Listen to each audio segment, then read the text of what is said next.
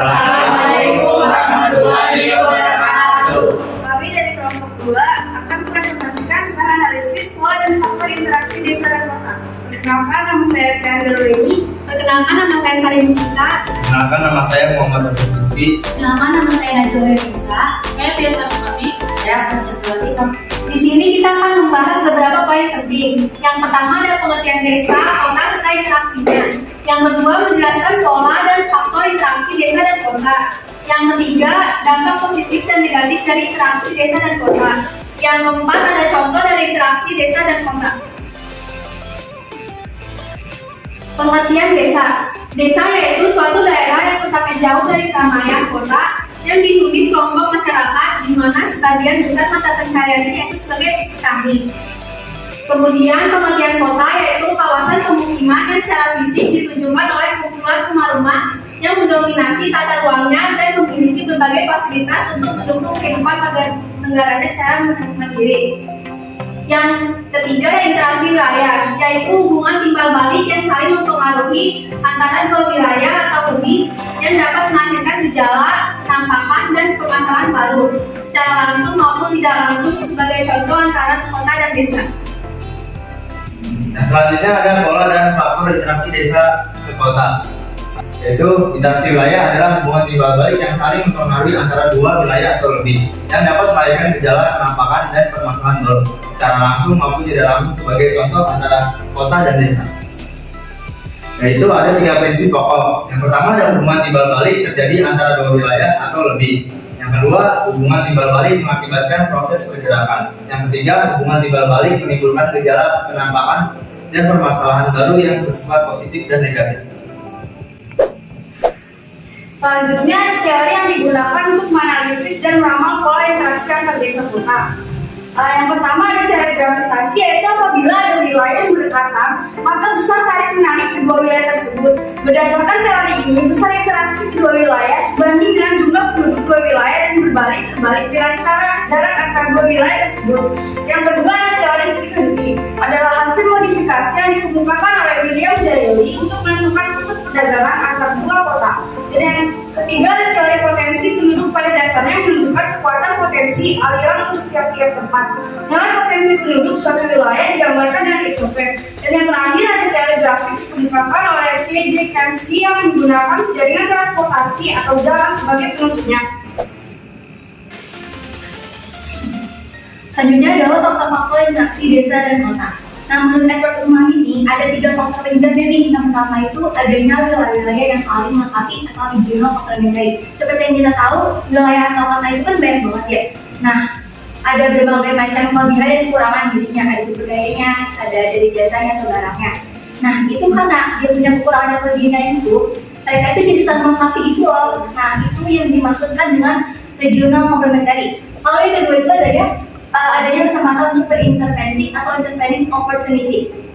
Jadi kalau faktor kedua ini itu adanya intervensi. Intervensi itu tuh intinya ada orang ketiga atau pihak ketiga di antara wilayah tersebut.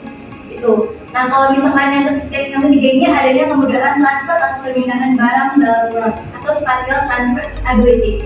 Jadi sesuai kalau misalnya kita dari faktor kedua itu, kenapa sih kayak ada pihak ketiga gitu di antara wilayah itu? Kenapa mereka itu nggak saling bantu aja gitu?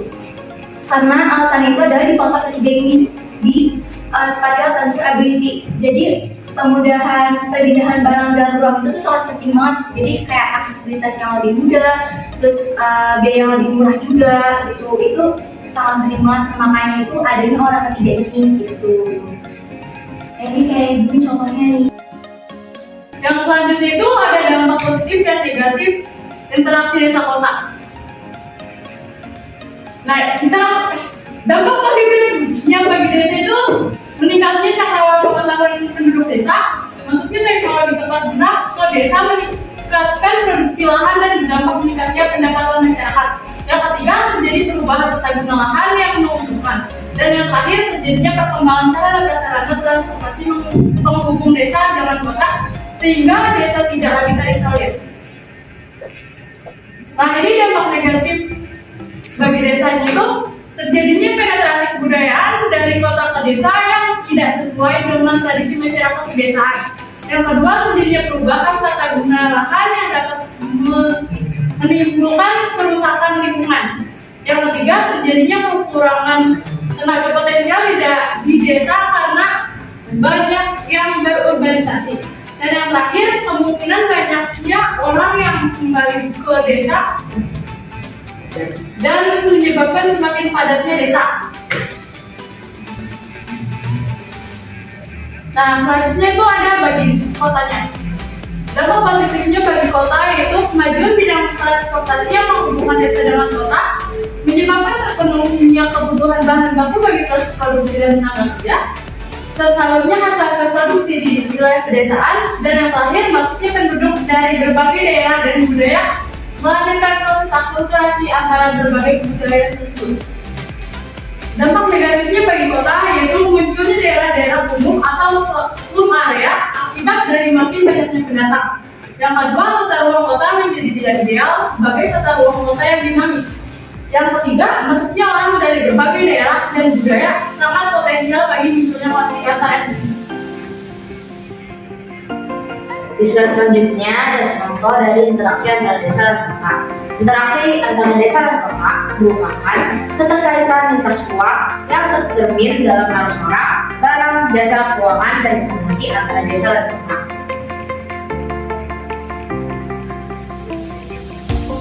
Interaksi antara desa ke kota. Pertama, contohnya penyedia bahan pokok atau bahan mentah untuk produksi. Contohnya di desa itu mengolah padi untuk menjadi beras. Nah, berasnya ini nanti kan dibutuhkan kan untuk di kota, nantinya akan menjadi sebuah nasi, jadi berbagai produk nasi ataupun produk lainnya. Yang kedua, sumber tenaga kerja. Contohnya ini para sumber daya manusia yang ada di desa yang membutuhkan pekerjaan lebih baik lagi, yang dimana mereka akan pergi ke kota untuk bekerja. Nah, oleh sebab itu ini tuh sumber tenaga kerja bagi kota. Terakhir ada pelestari kebudayaan lokal. Contohnya para pelajar yang mempunyai berbagai macam moral ataupun sikap sosial yang sudah melekat pada tubuhnya. Terus nantinya mereka akan menyebar budaya lokal yang sudah mereka bawa ke kota. Selanjutnya. Dan terakhir, contoh interaksi antara kota ke desa. Yang pertama, penyedia barang-barang industri. Di kota tuh kan pasti banyak alat-alat industri yang lebih canggih, lebih modern dibanding yang ada di desa. Jadi semua barang-barang industri diolah di kota. Nah, yang berada di desa itu dari kota akan didistribusikan ke desa untuk nanti akan digunakan oleh masyarakat desa itu sendiri. Terus yang kedua, pusat hiburan dan pendidikan. Hiburan dan berbagai macam informasi di kota itu pasti sudah banyak tersebar, maksudnya informasinya lebih kuat, lebih terjangkau dibanding yang ada di desa. Jadi masyarakat kota yang bisa menciptakan hiburan lebih banyak dari desa, nantinya hiburan tersebut akan menghibur para masyarakat yang ada di desa. Kita ada di bagian pendidikannya, itu contohnya bisa pendidikan, berbagai macam staf pengajar itu kan pasti lebih lengkap di kota. Nah, nanti para staf pengajar atau guru-guru itu akan didistribusikan atau disebar ke seluruh Indonesia, lebih utama ke masyarakat desa. Nah, nanti di desa juga akan lebih baik lagi pendidikannya. Yang ketiga ada ruralisasi. Ruralisasi adalah perpindahan penduduk dari kota ke desa. Nah, perpindahan penduduk ini tujuannya untuk menetap. Jadi para masyarakat di kota, orang-orang yang ada di kota yang udah bekerja, yang udah putus dari pekerjaan, yang udah dipecat dari dunia, jadi dia akan lebih baik menetap di desa untuk bekerja yang lebih tidak membutuhkan skill yang lebih bagus daripada yang di kota. Jadi dia lebih baik pulang kampung gitu. Kalau misalnya bahasa kita sekarang, untuk menetap tapi bukan untuk bepergian saja sekarang. Terus tujuannya biar agar dia tidak membutuhkan uang yang lebih banyak atau uang yang dikeluarkan lebih banyak kebutuhan. Jadi dia lebih baik ke desa. Sekian dari saya. Terima kasih atas perhatiannya. Kurang lebihnya mohon. Assalamualaikum warahmatullahi wabarakatuh. Dadah. Jangan lupa subscribe. Udah, 1, 2, 3.